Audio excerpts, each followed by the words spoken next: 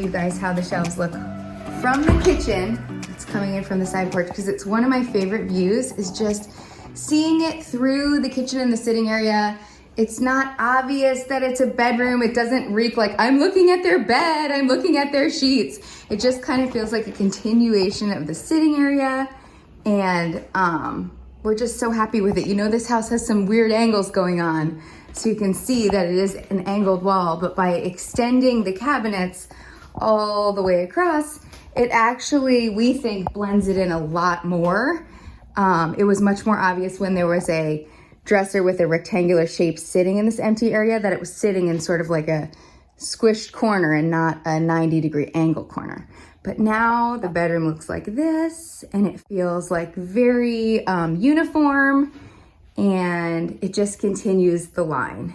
So from the bed, I'm just gonna try and not walk into the nightstand.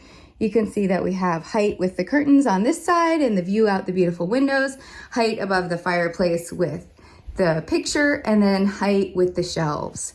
And admittedly, there's a lot going on in the shelves, but it just makes me happy. If you are more of a minimalist, put a bunch of books only or just a few objects only. We had a lot of fun. I had a lot of fun layering things in there, and just both so happy with the result.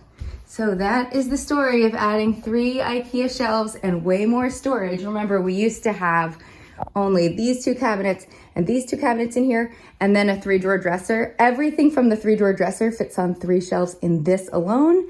So we gained the storage of these 2 cabinets. Very, very happy IKEA customers.